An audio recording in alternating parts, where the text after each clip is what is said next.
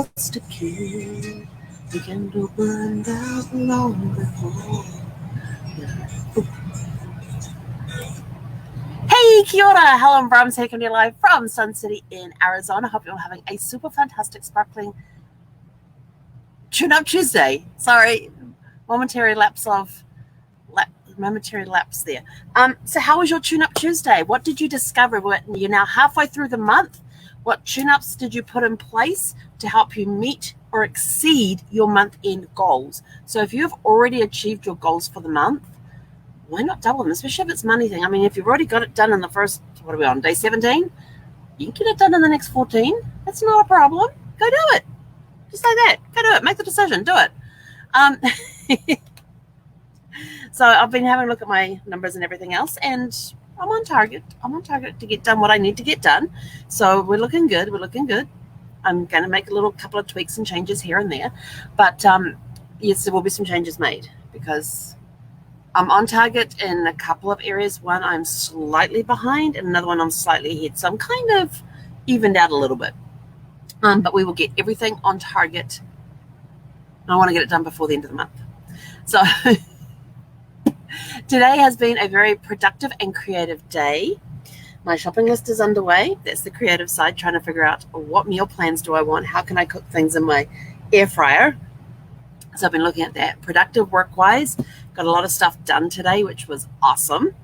And solving mysteries. Well, I have a client who has a genealogical emergency, and I'm enjoying what I am enjoying the most about. I know how frustrating it is for her and the stress that she's under with this.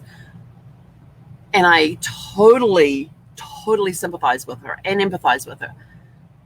But I have to say, I'm having fun helping her. I'm not sure if that sounds good or bad or otherwise, but when I'm helping somebody solve their mystery, some people are having to have a genealogical mystery that they want you to solve, and it may be stressing them out or upsetting them, which I totally get. And when you so you've got to be very aware of the feelings that they're going through when you're having to help them find all this genealogical information that they need for whatever purpose they need it for. And it can cause them a lot of anxiety, a lot of stress, especially when there's deadlines involved and all that. But from my perspective, even though I am fully aware of the emotions and the roller coaster that they are going through, when they are not around, I'm having a blast because I'm in there, I'm solving a mystery. Oh my gosh, I am having so much fun doing the research and testing my abilities and using my new skills that I've learned as well through the training that I did a couple of weeks ago. And I am just going in there and finding things. And we found another piece of the puzzle last night, which was awesome. And then it got to the point, it's like I said, I'm done for the evening. My brain is fried. I'm out of here. I'll get back on it today. And so I had a sudden thought about why she needs to get this information and said, hey, have you looked at this? And sent her a couple of articles which may help her in a different way, that we don't actually need to do what we are doing genealogically, if that makes sense. I'm trying to do it without giving away what's going on. But there's certain information that she's looking for, and there may be another way that she may not actually need it. So send her an article on that to say, hey, looked this up. There's several articles on this topic that all basically say the same thing. Have a read of it. Find out that information that you already, look at the information you already have. Does it fit into any of these categories? Because we may not need to continue doing what we're doing. And so we will see how that pans out for her too. So it's been one of those days where it's been like very creative and productive, and then I get to solve mysteries. Oh my gosh, I am so happy about that. And then the tell your story question of today was, did you belong? I should have put organization clubs in there. I totally forgot to do that this morning. What organizations did you belong to, like Boy Scouts, Girl Guides, Boys Brigade, Girls Brigade, St. John's Ambulance, all of those sorts of things that you can, all those different organizations that you can do that teach you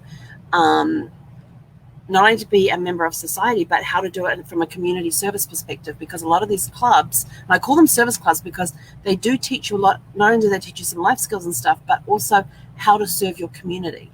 If you think of the Scouts, they get up to the Eagle Scout level, and one of the things they have to do for Eagle Scout is they have to do a community project. I think it's from all the way through. I don't know the full thing behind Eagle Scout, but my understanding of it is that they have to decide what their project is going to be, and they're with it from start to finish through the whole thing, finding resources, finding people to help them, all of that sort of thing, to help them do their project. And we were at one, where were we? Oh, rest area just out of El Paso. And it's a really cool rest area. In fact, Zeffy almost gave me a heart attack at that one. So we stopped at this rest area, beautiful rest area. It's this big loop that you go around. Plenty of parking there as well. There's a lot of parallel parking areas for trucks and RVs, and then they had the angle parking for the cars. And so we got out and we wandered and we went for a walk and all of that. And they had this huge, and those of you who have been on the I-10 as you're leaving New Mexico into Texas will know exactly which rest area I'm talking about. They've got this huge, massive sculpture of a roadrunner. It looks amazing, and but they've got this little parapet, this little wall, and I'm standing there taking a picture of the view, and Zeffy just jumps over it, and there's a 4-foot drop on the other side, or 3-foot drop. It wasn't level with the ground. It wasn't level. She was down lower than I was standing, and so I just sort of like, oh my gosh, and all I could think of was snakes. And so I just crouched down, bent down. Fortunately, she had her harness on, grabbed the handle of her harness and just picked her up. And she was just sort of like, I put her down on the ground and she just sort of like looks all around and goes to look over the wall again. I'm like, no. It just happened so quickly. And I was sort of like, I do not want to, I was just terrified. But in the middle of this loop was this piece of land there that was a dog. It was a pet walk area, and it was beautifully done. It had this little path, this little gravel path all the way through it. It had some little trees, had benches you could sit on. It had a fence, but it wasn't a restraining fence. It was just a decorative fence, and there's no way you could let a dog off the leash in there without them just ducking underneath the fence and running, or jumping over the fence and running. But it was an Eagle Scout project, and I thought that is so cool. I love it when rest areas have a designated area for pets, but I love it even better when they make it look appealing, like this one did. I mean, they even had a bin there to put the bags there. They had the bags in the bin there, so you could clean up after your dog. So there was no excuse not to clean up after your dog. So I thought that was really well done. But a lot of other places for their pet area, it's just this back corner. You got to take your dogs over here. Type of thing, and there's nothing special to mark that area. But this was beautifully done, and I don't remember the name of the Eagle Scout. I may have a photograph of the plaque, but it was beautifully done, and it was a little landscaped area. It was all landscaped and everything else, and I thought, what a cool project. It's a way to service the community. So that's what I love about these service clubs like Scouts and the Brigades and the Girl Guides and the Brownies and the St. John Ambulance ones. They're just great things from the community and things. And so so that's all I know about Eagle Scouts, is that they do these projects, and I don't know what else is involved with Eagle Scout. I don't know if they have to have all of the badges that they can get or anything like that. So somebody's going to have to educate me on, I know just the person. He had a son who was an Eagle Scout. Was it last year? He became an Eagle Scout, was it 2019? And he was like a Scout Master or something. The dad was like a Scout Master or something. I'll have to go ask him about Eagle Scout and what it involves. I'm curious now. Anyway, so did you belong to any of those service/organization clubs that served the community in some way, and you learnt different life skills, like camping? Oh, I loved going camping with my Girl Guides. I was in the Girl Guides. I love going camping. It was a lot of fun. I think we had 4 of us to a tent. We would cook over fires. That's where I learned to cook dampers, and dampers is basically this dough stuff that you find the sticks. You actually clean the bark off the stick, and then you wind the dough around the stick, and then you cook it over the fire. It was so much fun. We learned to cook potatoes in the ashes, wrapped in tin foil. What else did we do? We just had so much fun. We learned about the weka, which is a New Zealand bird, and you have to be very careful of shiny objects. And we were in an area that was that had a lot of wekas in the area. We were in one place that we camped. And wekas love shiny objects. They will run up, steal a shiny object, and disappear with it and go put it in their little stash, their little hideaway. They're very, very mischievous little bird, and they're a ground bird. They don't fly. So very interesting creatures. And we had heard stories about how at some Girl Guide camps and stuff, the wekas had got in there and got some pieces of jewelry, had got utensils, anything that was shiny. And they managed to follow one back to its little hideout, and they go in there, and there's knives and forks and spoons and jewelry and watches and a whole, tin foil, all in the base of this tree that they followed it back to. But that was a lot of fun. And we sat. I'm trying to remember. I know we camped at a racetrack one year, and I'm trying to remember if that was with Girl Guides or if that was with my youth, with the church, if that was a church family camp or something. Because that was a really cool one. We were at this racetrack, and I managed to get into one of the ticket booths where they issue the tickets. They did different places you could hide through and crawl through and all that sort of stuff. And they had the store there, and they had some old tickets there. So I pretended I had no idea what I was doing, but I would sit there and just play like I was taking people's bets and all of that. And I was just sitting there by myself at this little window, and it's amazing what you get up to when you're younger. But anyway, but my favorite one would have been St. John's. I loved the St. John's one because St. John's is our paramedics in New Zealand, and they have a youth program that trains you up in first aid and what to do when you come across an accident of some sort. A lot of the times in New Zealand, if you're watching the sports on TV and they have an injury, it's usually the St. John, or it used to be, I don't know if it still is, they'd have the St. John's people come onto the field and they do their assessment there on the field and decide what needs to be done and that sort of thing. Or as they actually know, the coaches go out first, and then if they need medical attention, they usually call in the St. John's, and they're on there on the sidelines and things. And I actually got to go with one person, St. John's person one time to a netball tournament. And we were sitting on the sidelines watching these games, and but we couldn't just watch where the ball was. We had to watch the other players at the same time to make sure one of them wasn't like bending over, hobbling, or sitting down on the ground or something like that. So we had to watch that too. So you're not just watching where the action is, you've also got to watch the other players that are on the court or the field at the same time. But that was a lot of fun, and yes, those medical skills, all those skills that I learned then in my teenage years came back when Brad was in hospital after his first surgery, and I basically took care of him the whole time. The only thing the nurses had to do was give him his medication and change his IV line. And I had one nurse one time who paid us basically no attention the whole week, the whole day, and they're supposed to come in once an hour and sign a sheet. And so he was ignoring us, and he's supposed to come in once an hour. And Brad had these drains on that had to be emptied every hour. And so I went out there and I said and we had been paging him for like 30 minutes to come and change Brad's IV. So I go out there, and he's sitting there at the computer playing solitaire cards on the computer. And I looked at him and I said, "Excuse me." I says, "My husband's IV needs to change." "Oh yes, I'll be there in a moment." I said, "Put it this way." I said, we've been paging for half an hour for him to come do that. His drains have not been cleared. They need to be cleared. They're backing up into his body. And you have less than 5 minutes to get your butt in there and get that IV changed, or I will do it myself.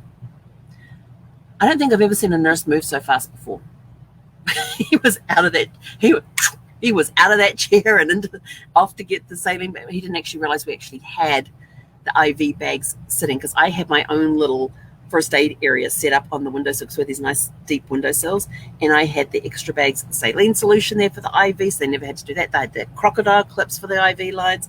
I had the bags of tubing there. I had all the stuff I needed for Brad's dressings and his ileostomy all laid out there. And it got so bad. I mean, they just kept me supplied, because they were happy for me to, the nurses were all confident enough in my abilities that they were happy to leave me to do that stuff for Brad. So they made sure I had supplies. But it got the point where they needed a supply. So just like if for Brad's roommate or something. So they'll just come over, help themselves to the supplies on Brad's windowsill, and go deal with what they needed to deal with and all of that sort of thing. And it was kind of funny. But yeah, so I did not exactly know how to change his IV, but I figured out, I've watched them enough. Brad's watched them enough. I'm sure between the two of us we could figure this out. And I know I've got to get the air bubbles out. So we had it all worked out how we were going to do it if this guy didn't come in and change his things. But as soon as I told him I was going to do it, he was in there like a shot. So yeah, and then he drained. This is before I did the drains, and then he did the draining on the bulb thing. And he turns around and walks out the room and says, "Where are you going?" He says, "Well, I'm done." I says, "No, you're not." He says, "Why?" I said, "The drains need emptying." He said, "I just emptied them." I says, "Yeah, and they're full again because you haven't done them for the whole day." I said, "You got to do these things once an hour." But then he comes in at the end of his shift and signs off every single hour on the thing. And so I took a picture of it. And when the doctors, and that was a Sunday, when the doctors came and did their rounds on Monday, the nurse who oversaw the whole floor, the head nurse, she was there. And she comes in and says, "Oh, how are you doing?" I said, "I'm doing fine." I said, "I have a question for you." She said, "What's that?" I said, "Who do I complain to about a nurse and their actions?" And she said, "Oh, that would be me." And so I told her all about this nurse the day before and how he signed up on the sheet saying that he had come in every hour. I said, he came in this room twice. And one of them I had to threaten him with me coming and changing the IV bag if he didn't get off his butt and go do it. And I said, and he was out there at the computer playing solitaire. She says, "Thank you very much." She says, "He will never be working with you again. You have to be an advocate." So because of it was a lot of fun. And the number of job offers I got when I was working in the hospital was unbelievable. I says, "Nope, I only have one patient, sorry." But I did keep up my CPR courses and everything else over the years, although since, let's see, when did I last do my CPR? Oh, I haven't done CPR for a while. Ever since I let it lapse after my last corporate job, so I guess I should go do that. And Kathy's got her about Girl Guide biscuits. Yes, Girl Guide. Oh, I love Girl Guide biscuits. Cookies. They're in New Zealand. They are I don't know about Canada, but in New Zealand they are a round shortbread that has the Girl Guide emblem on it, and those are so good.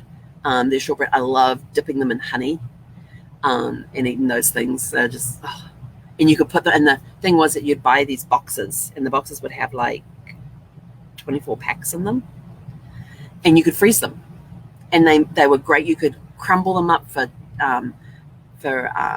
things like tarts or anything that required like a biscuit base. Like your cheesecakes and stuff where you've got that, cookie base, you could use the Girl Guide biscuits for that sort of stuff. They were so good. I kind of miss my Girl Guide biscuits. Sorry, we call them biscuits in New Zealand. You guys call them cookies. Same thing. Yes, if you ask for biscuits in New Zealand, you will get a cookie. If you want what they call biscuits here in the US, we call them scones. So just a little lessons there for you. Anyway, I'm out of here. Go have a super fantastic sparkling evening. And don't forget to write out your answer to your question about, if you belong to any of the service/organization clubs like Scouts, Boys Brigade, Girls Brigade, St. John's, any of those service community clubs for kids, basically. Right, you had your uniform and all that sort of stuff. So, yeah, my little beret. Anyway, go have a super fantastic sparkling evening, and we will catch you guys tomorrow morning bright and early for Winning Wednesday. Yay! We get to celebrate our wins for the week. Woo-hoo. Okay, have a super fantastic sparkling evening. Heck on